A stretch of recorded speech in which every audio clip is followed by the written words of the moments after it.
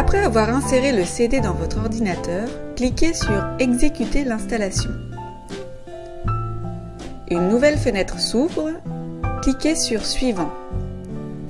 Puis cliquez sur « Quitter » et BIA est installé sur votre bureau. Concernant les épreuves, elles sont automatiquement corrigées par l'ordinateur. Flèche de droite pour une bonne réponse, flèche de gauche pour une réponse erronée. Vous pourrez noter les productions du patient sur la feuille de passation, imprimable depuis votre plateforme BIA. Ici, c'est la version courte qui vous sera présentée.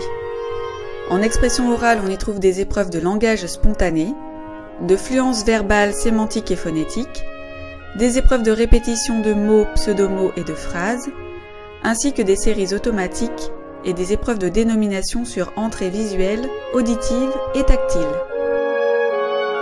En compréhension orale, on trouve des épreuves de désignation d'images, d'appariement sémantique, d'exécution d'ordre et de compréhension syntaxique.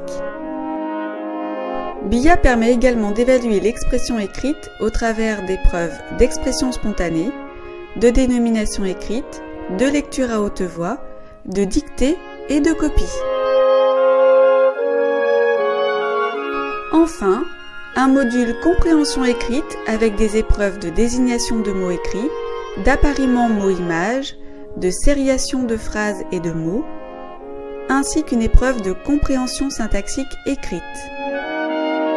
Comptez un minimum de 45 minutes pour la passation de la version courte. Afin de vous donner un petit aperçu, quelques épreuves vous sont ici présentées. Dénomination visuelle.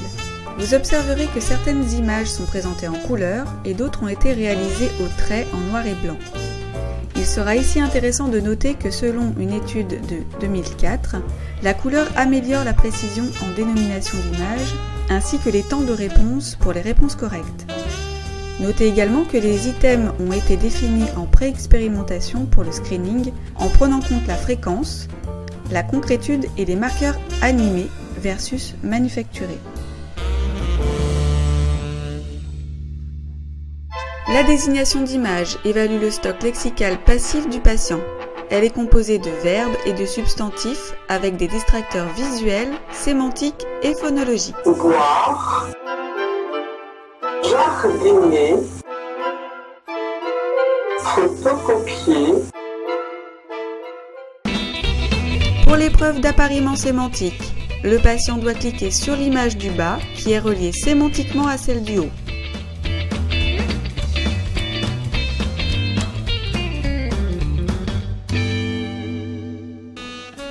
L'épreuve d'exécution d'ordre a pour but de tester la compréhension d'ordre simple, puis complexe. Elle permet également de juger de la bonne réalisation des praxis bucco-faciales.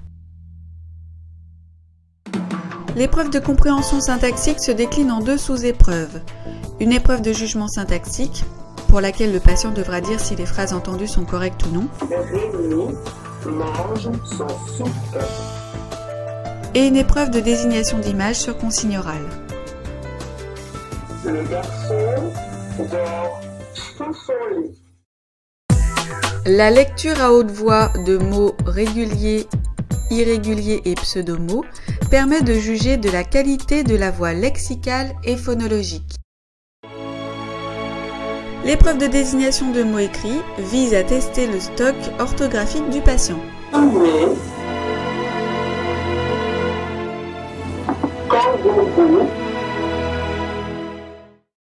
Appariement mot-image, cette épreuve permettra d'apprécier la compréhension sémantique écrite en modalité visuelle.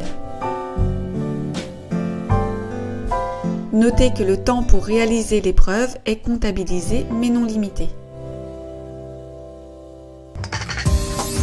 Pour la sériation de phrases, cette épreuve a pour but de tester la compréhension d'énoncés écrits.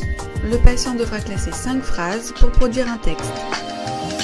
Pour la sériation de mots, il est demandé au patient de remettre 3 mots dans l'ordre, dans le but de constituer une phrase. À l'issue de la passation, vous pourrez transférer les données du patient sur la plateforme BIA et obtenir un profil